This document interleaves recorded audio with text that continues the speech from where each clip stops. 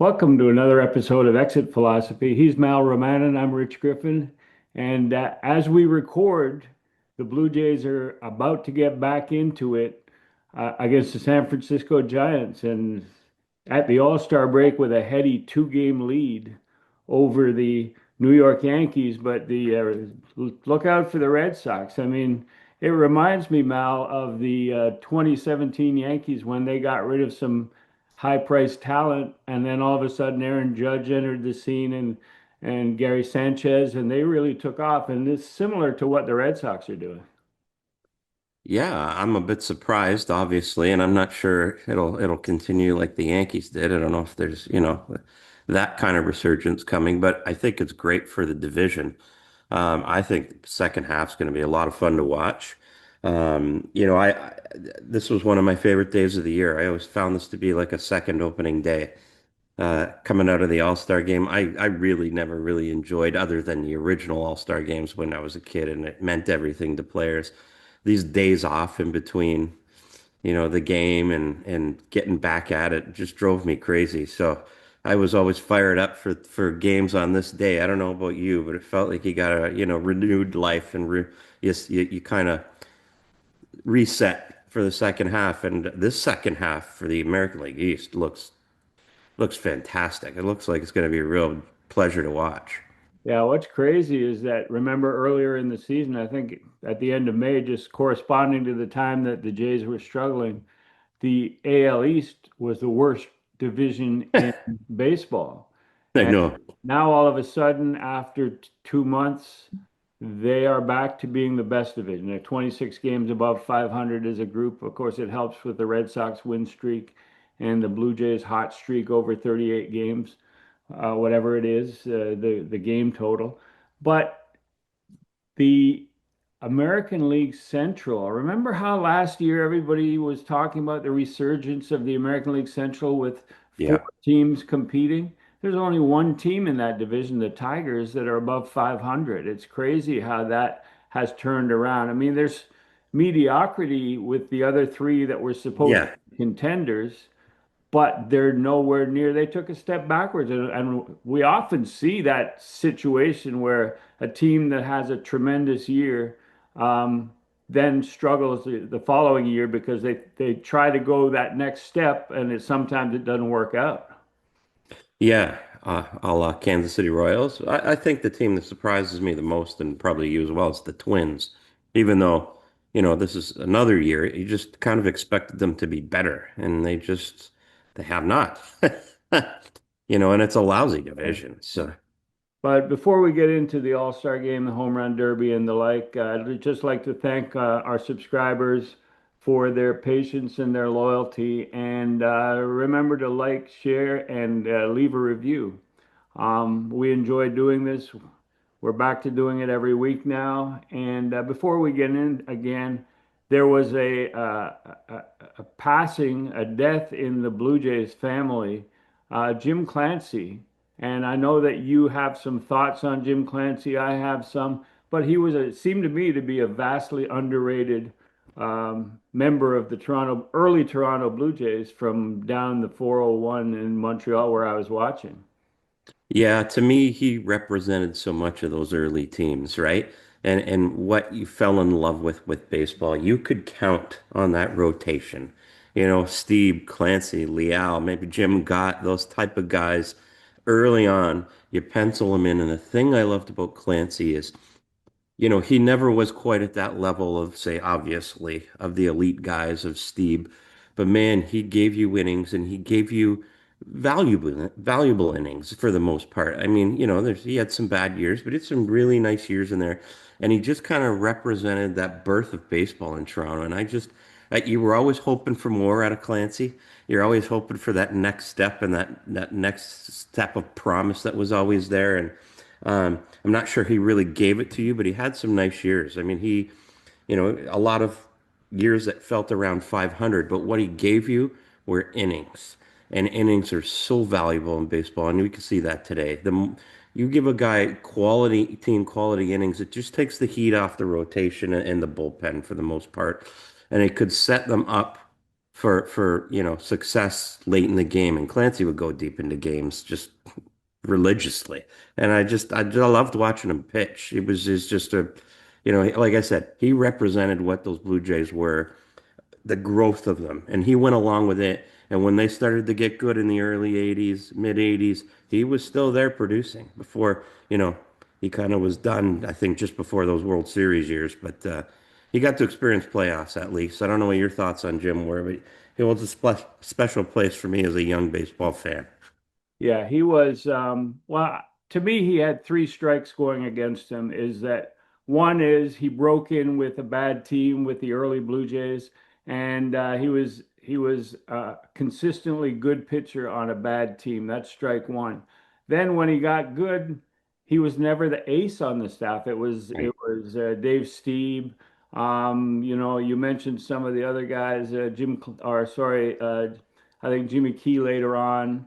And there were some really good pitchers ahead of him in the rotation, but that didn't take away from the fact that in 1982, for example, he made 40 starts, which is Right. unthinkable these days. 260 innings, and strike three to me was ironically that he didn't have enough strikeouts to really uh, jump off the page at you. I think in the year that he threw 260 innings, he struck out 138 hitters. So that was in an era where it wasn't pitch Not velocity, as it uncommon. wasn't swing and miss. If you could get a ball in play, and we know what that's all about with your Ironbacks. But yeah, no, that was working against him. But the fact is that he was a great, consistent innings eater and a really good guy. I remember stories from Steve Newton. Steve was a longtime columnist with the Hamilton Spectator, and Yep. at the time the Spec was traveling with the Jays, and Steve would bring his guitar on every road trip. And they would end up in his room late at night, and Clancy would be there, some of the other players, but you don't see that even these days where there's interaction like that between players and media. And the enemy, you mean? Yeah, right. My gosh, how silly. Yeah, Somehow it right. became that. But If I'm yeah, not mistaken, he was, I think he came up in the 77 team too, yeah, if I believe. Like he was there from, I mean, he wasn't there at the start, I don't believe, but he was a part of that original team. right. And correct when you think of early Blue Jays who were consistent, who were with the organization for their entire career, basically. Jim Yep. Clancy jumps out at you as a guy, as a poster boy for that. And rest in peace, Jim. Great part of your life and memories that I have of him were that he was a classy pitcher and a really important part of those Blue Jays teams. Um, to the All-Star game, what were your impressions of the new format with the swing off? And I, that ended up with the National League squeaking out a win because it was a tie game after nine, and they went to a format with three selected players from each team with three swings, and the highest total won the game. Yeah, I mean it's hey, like we've said before, is it some sort of goofy? They can't nowadays you can't play extra innings because of the pitchers you've used, the whole thing. The game is an exhibition. I have no problem with it. I think this just ties into what, and I think people for the most part loved it. I think the criticism fair is that you didn't get to see the players you want to see. That would have made it riveting television to see Aaron Judge and those guys. Um, I think it's really disappointing that from what I gather, they're not there at the end of the game. So, I'd like to see the guys make that commitment to being there, obviously. I have no problem with the format. Again, I think it's an infomercial for baseball, like we talked about before. And, the game is just, it was the ratings were off the charts, I guess. So uh, mission accomplished. So I don't know what you think, but I had no problem with the ending like that. I just wish we got to see different players do it. That's all. Yeah, I mean, Otani, Judge, Vlad, Cal Raleigh, that would have been the format that people would have been still talking about. And Correct. Schwarber is a home run machine, and he won the MVP, but he's not the guy that people would have stayed around to see. And as for the Fox ratings, it was 7.2 million people, which is the highest, continues as the highest All-Star game viewership in any major sport. So, I, it's the numbers weren't like fabulous, but they were the best of any All-Star format because it's the best All-Star game. It That's is. no question about that. And But it served its purpose. It served its purpose as a commercial for baseball. And yeah, that's what it is. We've just got to accept that now. well, I remember I was in Milwaukee. I was staying at the Jeffrey Dahmer Hotel. I think I had his suite. I just didn't order the finger food. That's all. But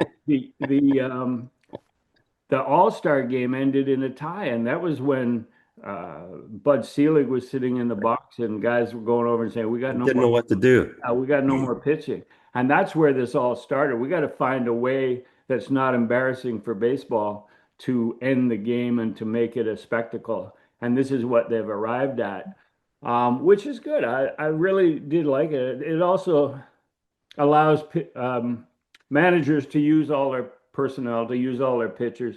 They have a Right. re-entry rule for one catcher if your catcher gets hurt or whatever. But I just remember a seminal moment for Cito Gaston in Baltimore when Yeah, they Mike won Messina. the World Series. Mike Mussina goes down to warm up on his own. Nobody told him to warm up. And then he didn't come in the game because Cito never intended on using him in that game. He was the guy if it went to extra innings. Yeah. And Cito, after that, when I came onto the beat, that was 93 or 94 All-Star game. 93, I think. I came onto the beat and Cito was getting death threats every time they went to Baltimore.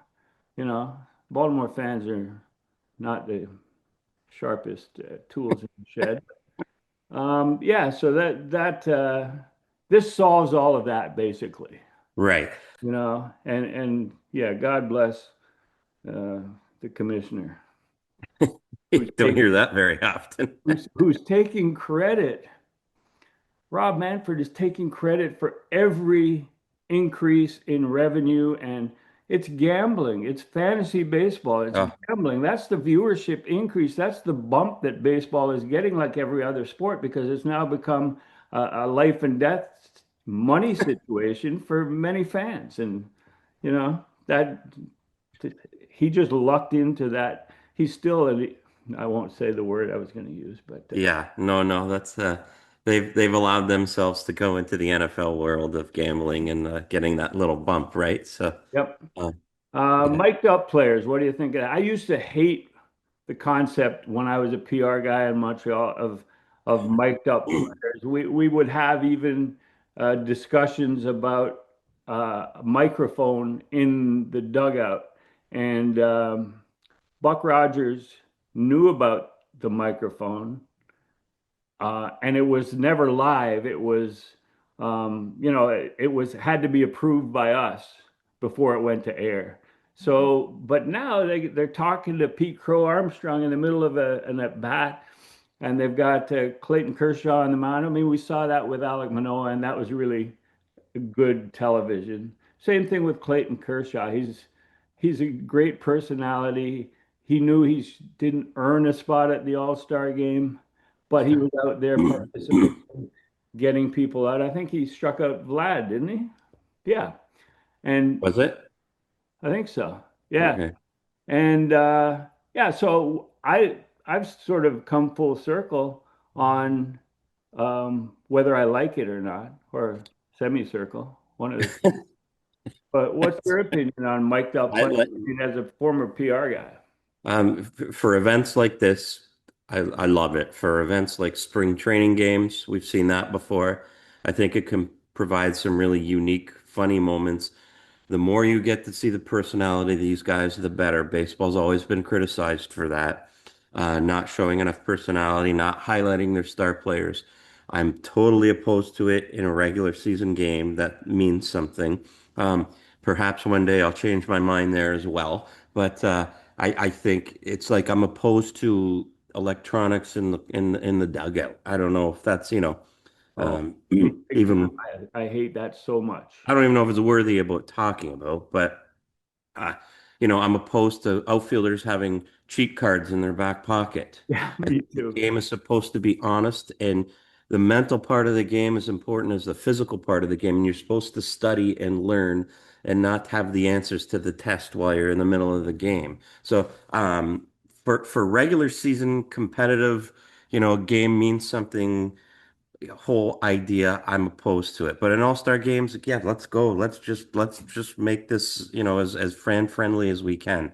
That's where I stand. I'm opposed to technology in pro sports in general. I think it takes away from the art and the beauty of the game. I just, but I'm a dinosaur. Yeah, excuse me for a second while I go yell at a cloud, all right? Yeah, yeah, for sure. Um, Yeah, Speaking of that, this leads us into the pitch challenge system two in the here we All-Star go. game. And Right. they do it in the minor leagues, and they did it at spring training. Tap your helmet, tap your hat. Uh, Catchers can call for a challenge twice, or catchers and hitters. Teams can call for two challenges, and as long as they're right, they keep retaining that challenge. What do you think of that? I mean, it's quite unobtrusive, like 10, 15 seconds. What do you think? Again, I think the only thing I like about it is it doesn't take forever like most replay reviews, right?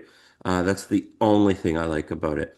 I'm opposed to it. I'm opposed to how it's going to impact the game it's going to for the first time ever, totally change baseball, change the dynamic between the catcher, the umpire, the pitcher. If you're going to make it, what you're doing is if you're giving two challenges, you're making this some sort of strategic, you know, part of the game rather than getting it right and wrong. If you want to get it right and wrong, go full robo ump. If it's wrong, it's wrong. They buzz down on every play. Why do we have to go, oh, I gotta save a challenge? Oh, this is now, should I use it? Should I not use it? It's not about getting it right and wrong. It's about adding another element of fake drama to sports. And once you get into that territory, especially with this one, unlike other sports, what's the catcher become? What is right and wrong, Griff? There's nothing wrong with living by the umpire's decision. That is what right is. That is the dynamic that is the best part of baseball.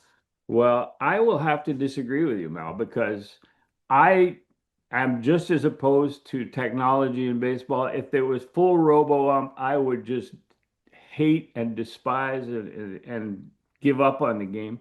But the two challenge to me, that takes away from the blatant miss that people at home can see, but isn't corrected.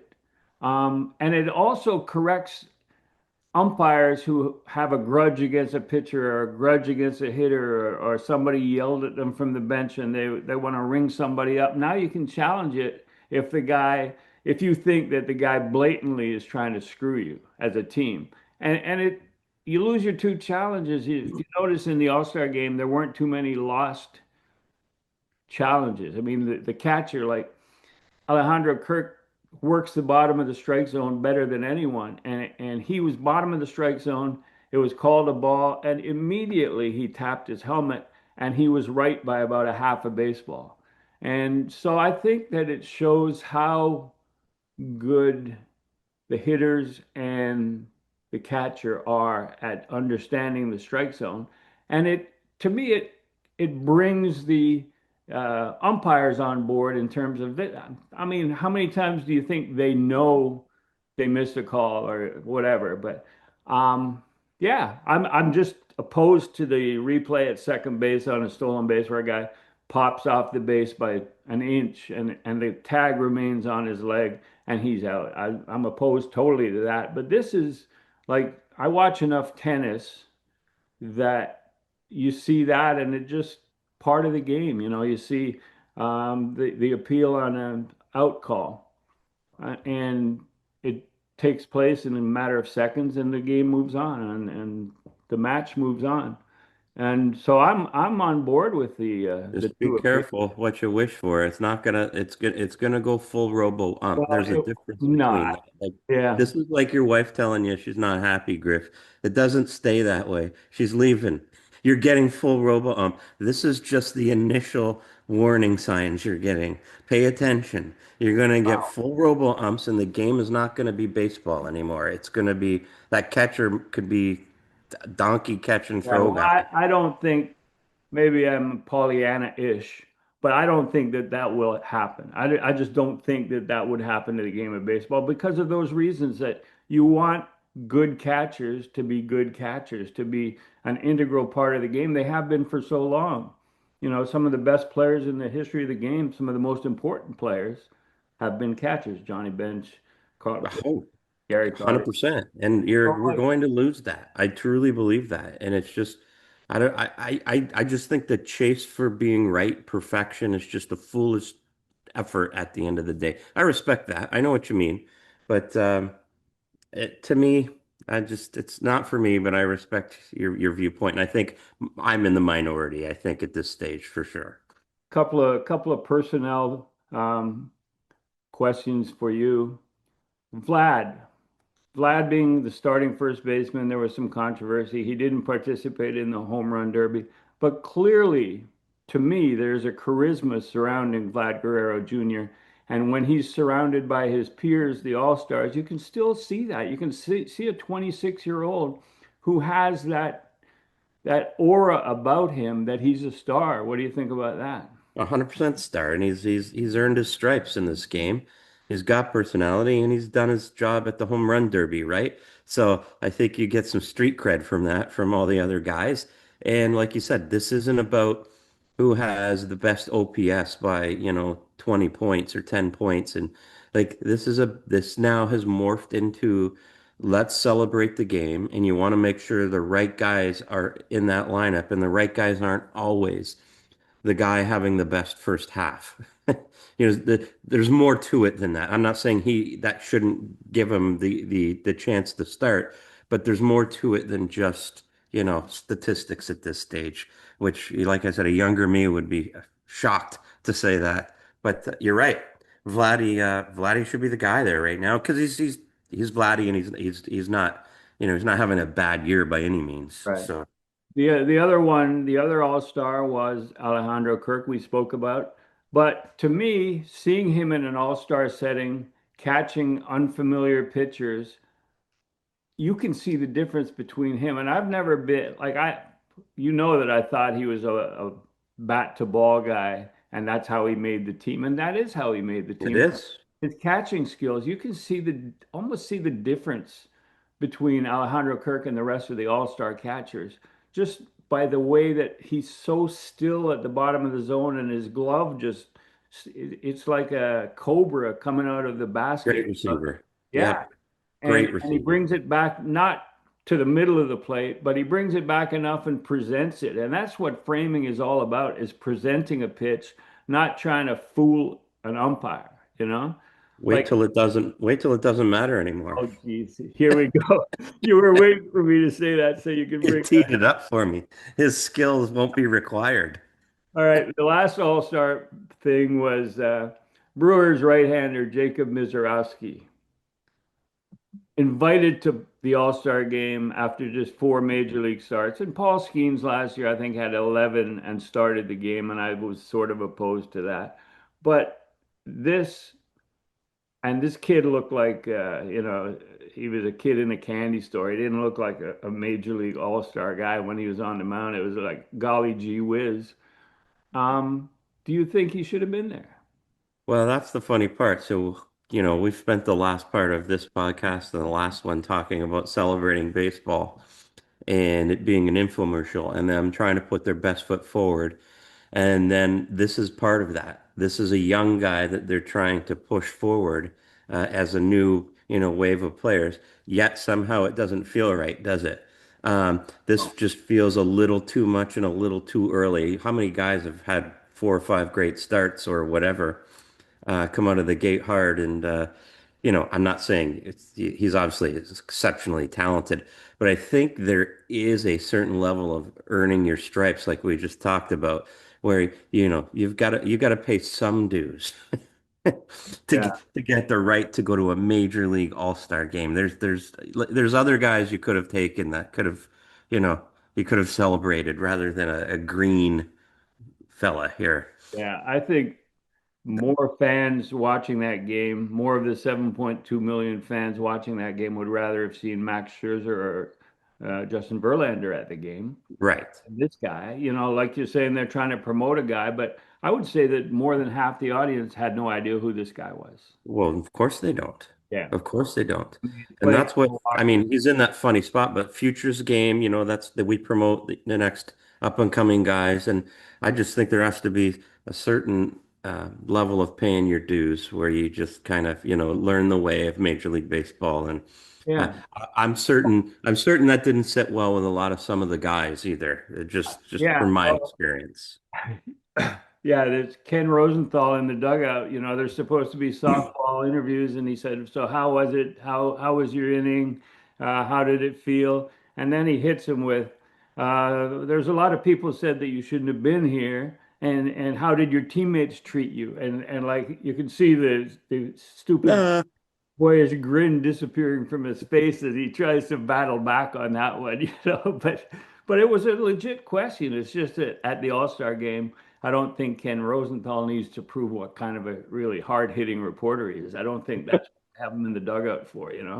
right, But the other people who might have been complaining are the ones who have a $50,000 bonus for being in the All-Star game. right, And there's a right. lot of guys who could make that argument. Well, I should be there. I made 20 starts and have had, really good success. One of my best seasons, and I've been around, and people know who I am. Why am I not there? And where's my $50,000? Jake Mizorowski didn't have that bonus, I'll tell you No, no, that. no, he did not.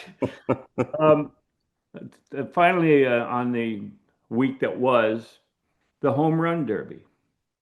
Is it becoming like the NBA slam dunk competition in terms of people that can really, move the needle, not wanting to participate? Yeah, I think it's a little different than the slam dunk competition. I don't know. I just think there's more juice in a home run derby than there is a slam dunk, but maybe that's just me. But yeah, I do think over time, like again, if you're going to celebrate the game, it just doesn't, you don't want it to be an exercise in, the middle class, so to speak, of Major League Baseball. You're supposed to celebrate greatness.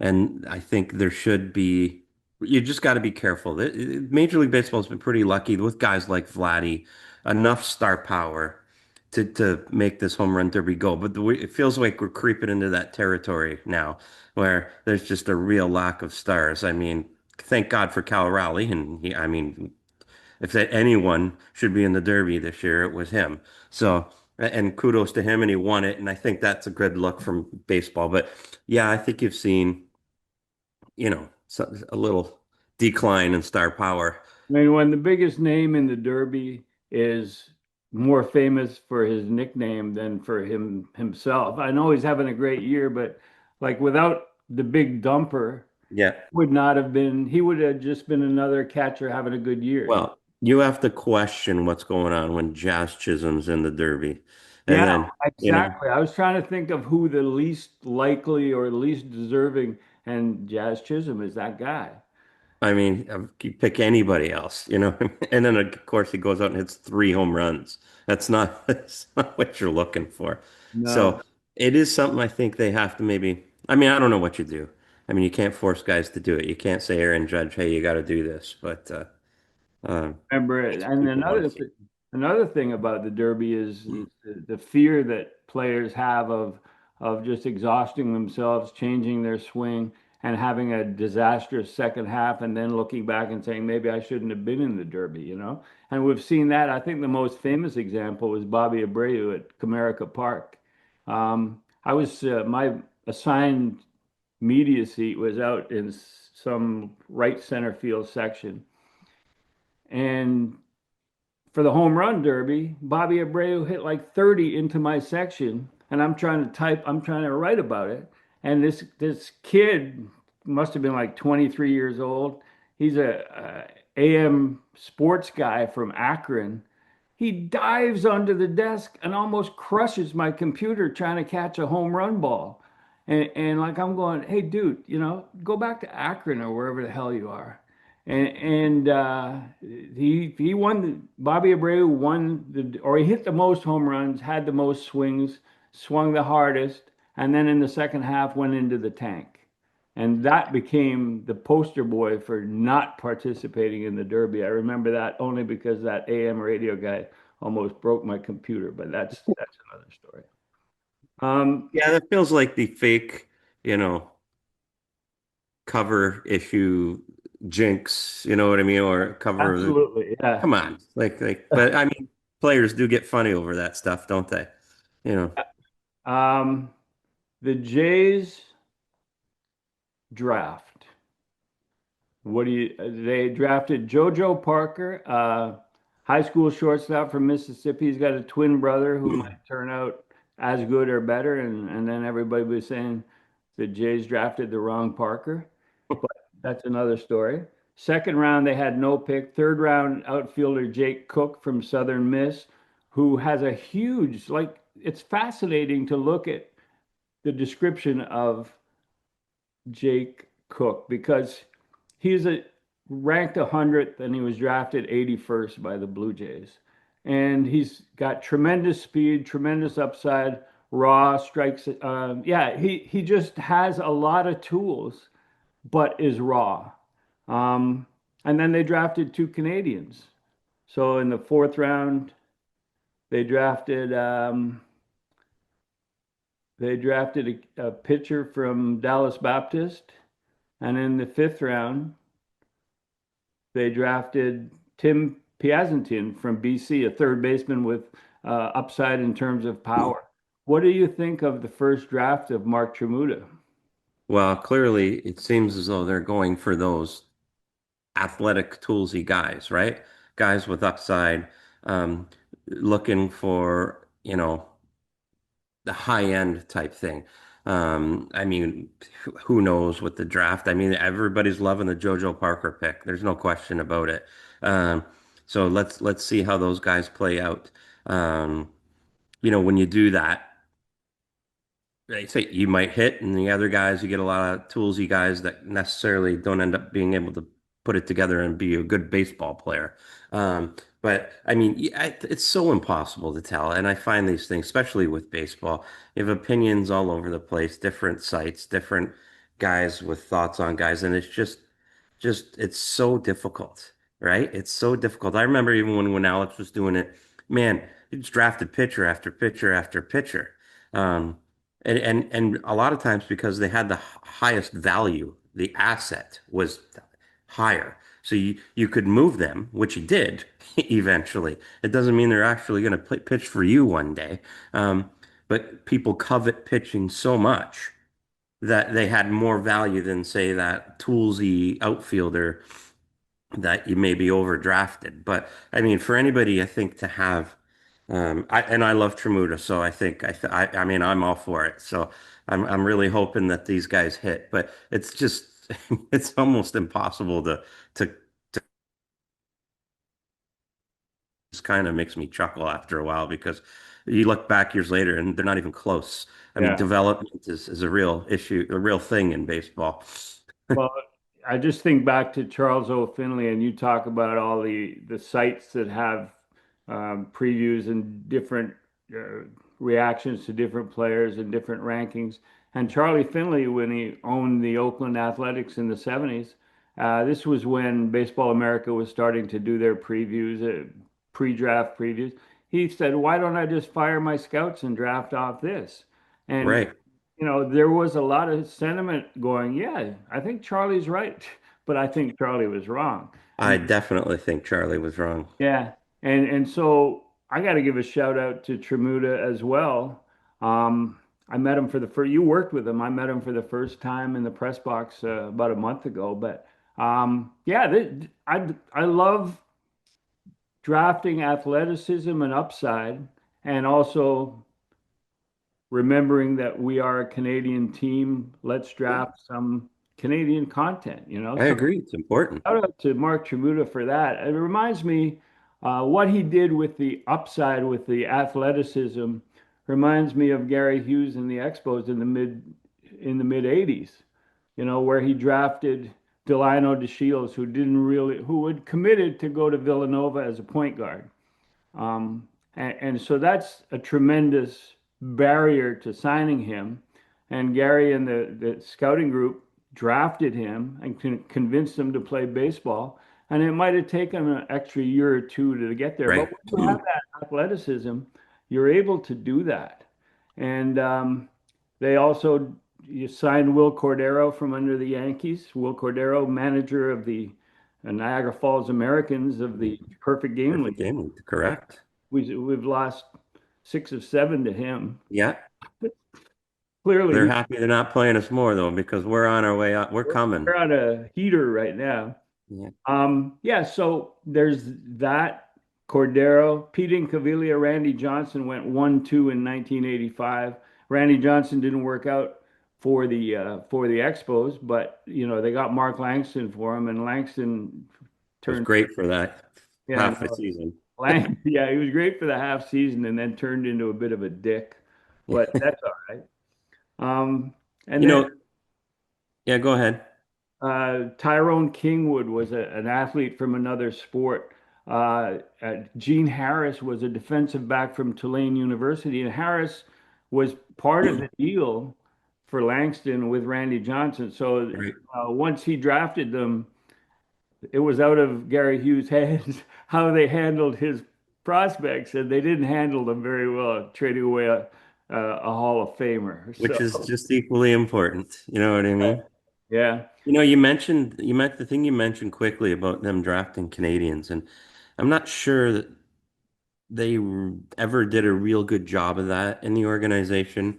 And it's, they should. And the reason they should is because they should get more looks at these guys than any other team. You know what I mean? They're in your backyard mostly.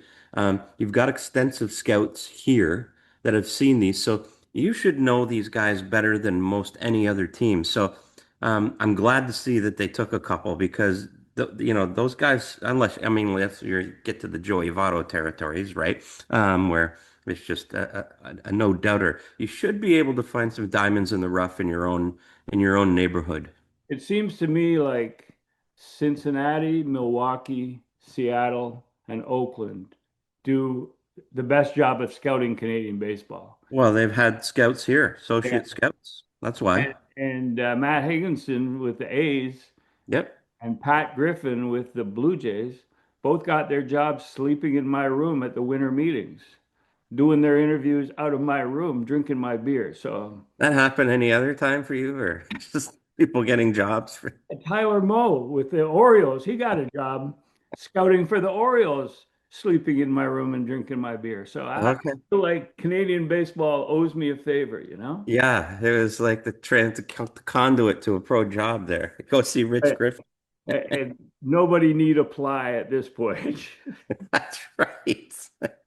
Um, Vlad, this discussion is not on Vlad's current statistics and his paucity of home runs at this stage of the season, although he's comparable to what he was a year ago and he ended up with 30. What I want to ask you is he worth the money and why are people whining when what would the feeling be like if the Jays had not signed him early in the season, but we're still at this stage? To me, people would be talking about, oh, pending free agent. The Oh, conversation it'd would be be, crazy right now. yeah. Do you think that that makes it somehow worthwhile that he was signed? Well, I think the word worth is a funny term. Um, just the human brain has trouble handling that much money, 500 million. But here's the thing. The only time you have to question whether it's worth it is that does it inhibit you from doing anything else? Is it a restriction on you adding to your team or putting players around Vladdy. So it's hard to answer that question. Um, Other sports, it would not be worth it because you could like look at the Leafs.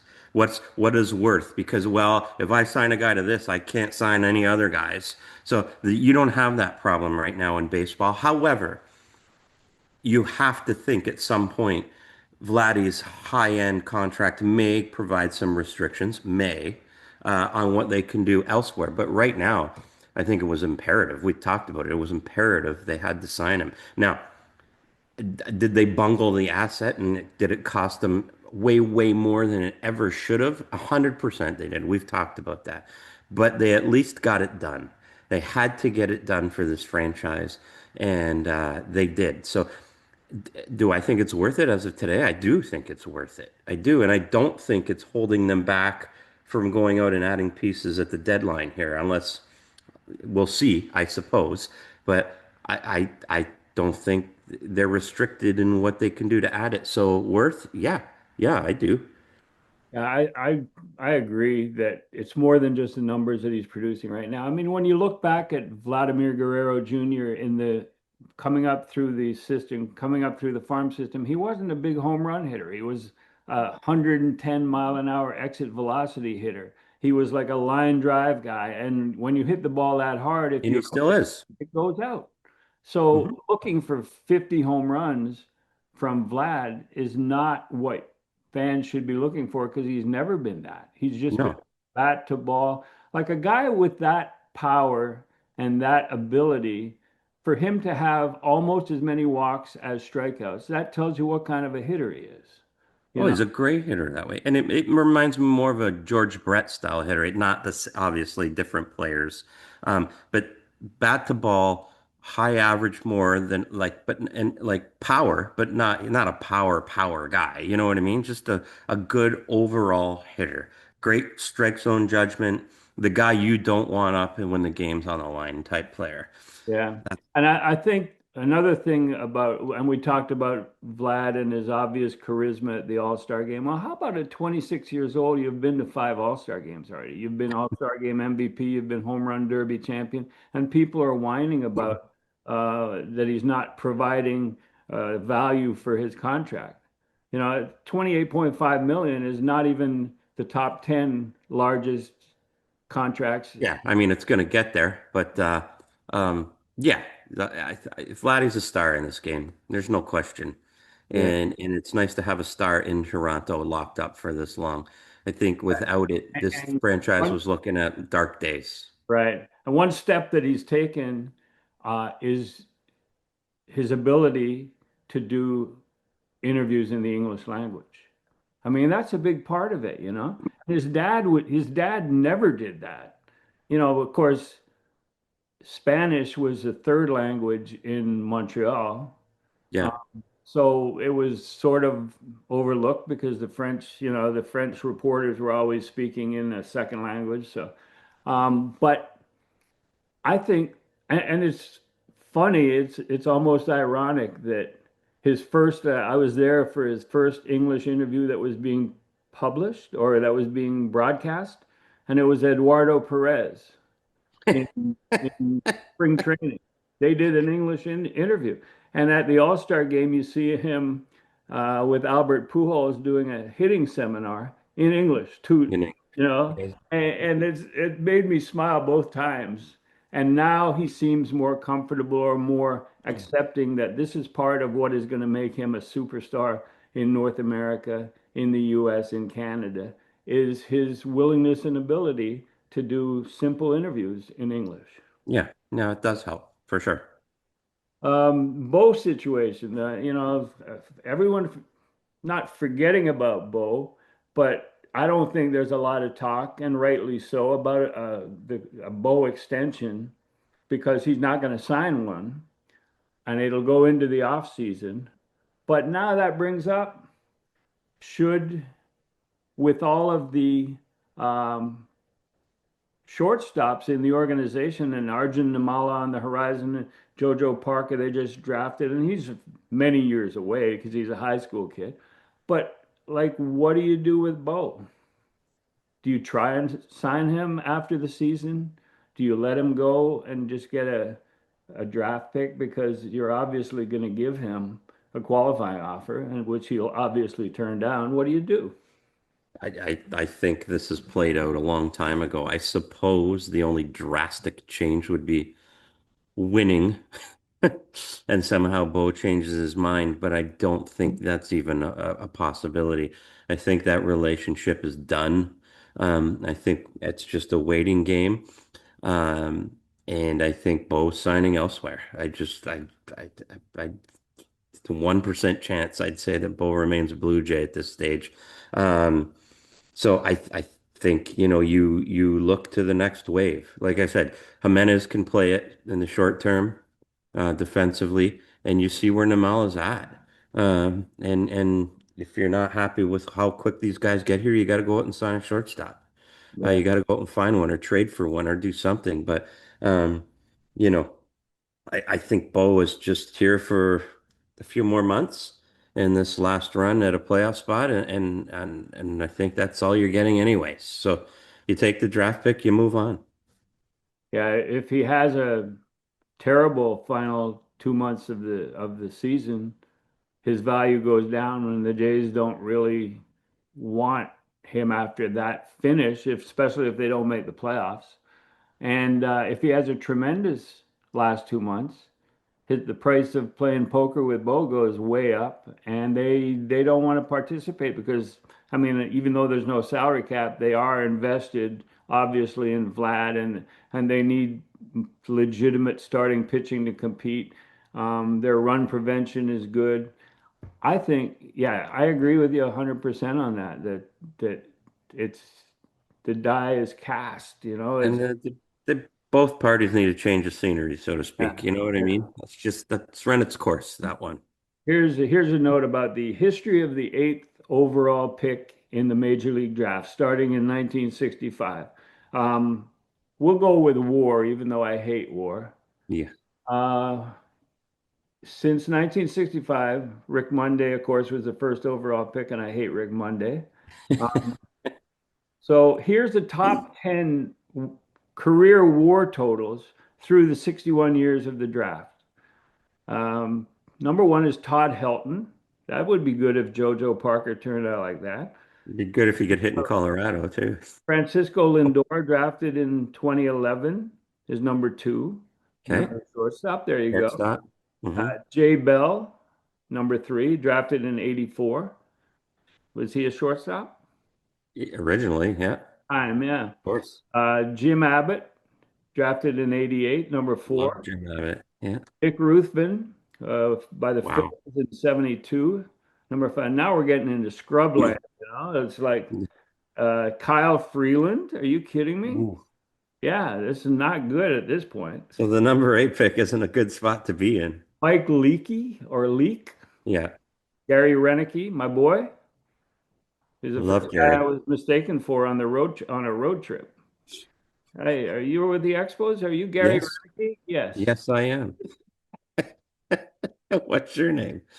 Here's one. Joey Hamilton, number nine. He made the list. Eighth over. Joey. Yeah. Joey Hamilton. Yeah. Wow. And then the other Trout, Legendary Blue Jay. Yeah. number 10, the other Trout, Steve Trout. Right, the lefty. The very soft tossing lefty. Yeah, yeah. So it's just dicey if JoJo Park is going to make an impact. If he's in the same territory as Helton, Lindor, and Bell, and Yeah. even Abbott, Things are going well. yeah, that would be good. AL East, That's four out of how many years? yeah, 50? 61. Yeah. 60. Not Yeah. good. That's not a good, it's a good thing. Of course, when they had the draft lottery, the Jays had five chances to be the number one pick, and they ended up number eight. So it was not a lucky lottery.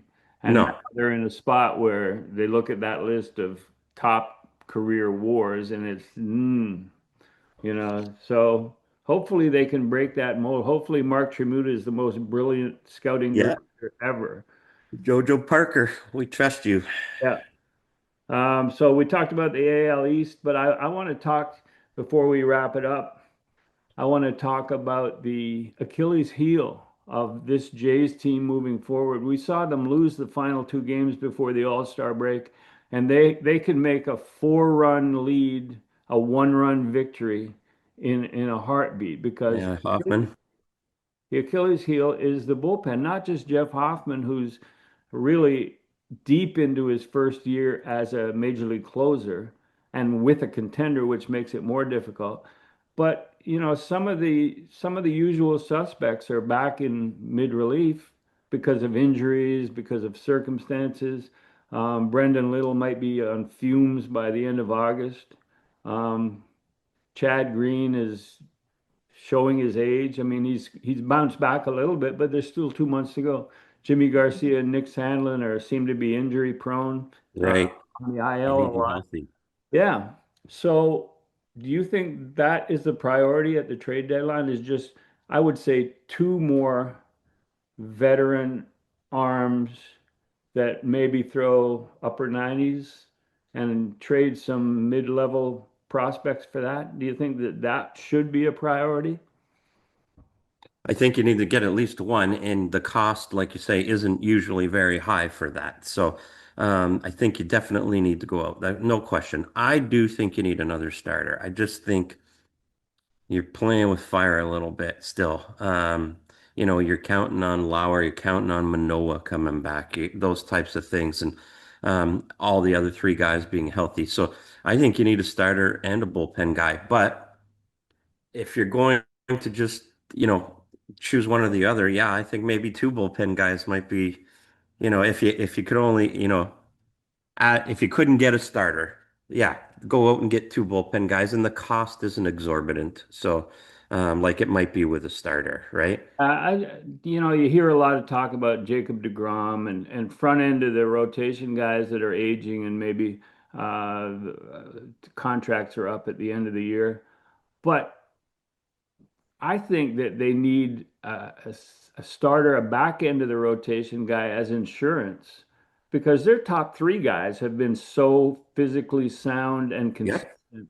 You're looking for a number four guy in case Scherzer is injured, correct. in case the other guy sort of spits the bit, but definitely a reliever that could do a Jimmy Garcia type job Correct. when Jimmy Garcia is injured, or could step up if Jeff Hoffman struggles or if something happens there. But I think definitely that is their Achilles heel if they are not going to win it. But now let's wrap it up with an Ironback segment, which I remember with the Expos, Jim Fanning was who hired me and gave me all sorts of functions and duties and stats things.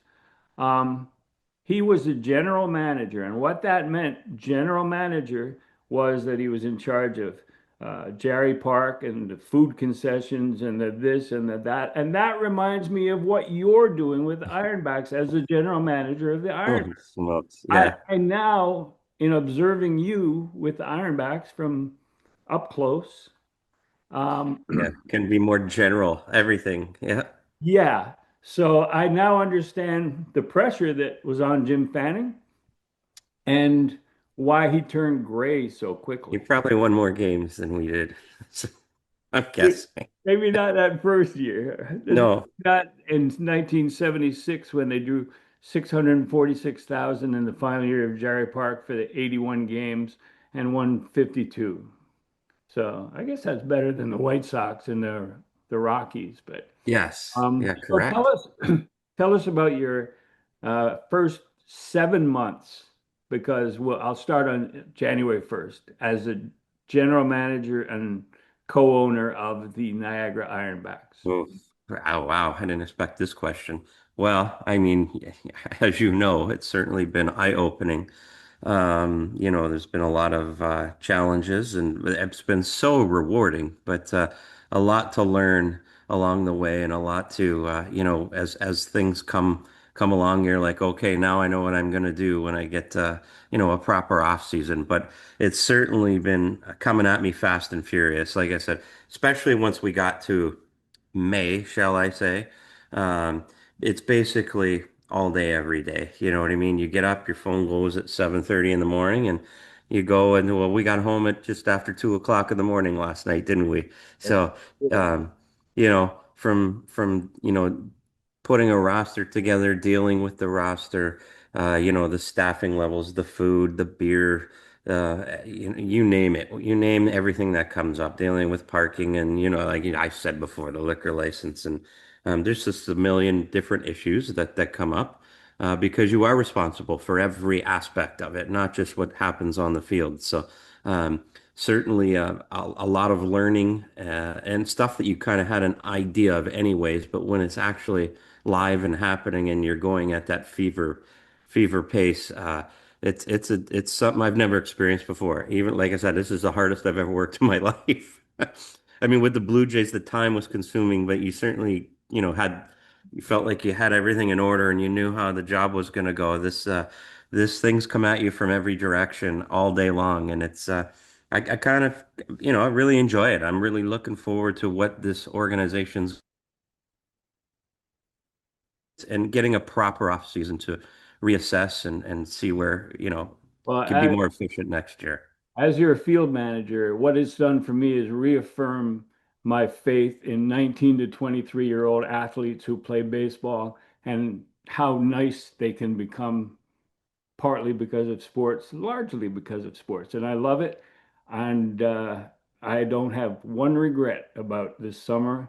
We just count the win total. We don't count the loss total. So, yeah, we got 10 days left in the season, and let's make the most of it. And I'd like to thank everyone for joining us for this episode of Exit Philosophy. Come on out. When's the next couple of home games at George? Tonight, Friday, and then we're Sunday, Monday. Friday, Sunday, Monday. Perfect. Let's Yeah. And then the following weekend, we wrap it up. So yeah, this weekend we're home Friday, Sunday, Monday. check ironbacks.ca for the schedule and say hi when we're out there. I'm working on a new walk-up song when I go take pictures out, so we'll see if that can come through. Anyway, Perfect. thanks, Mel, and thanks All right. everybody for listening, and we'll be back at you next week. All right.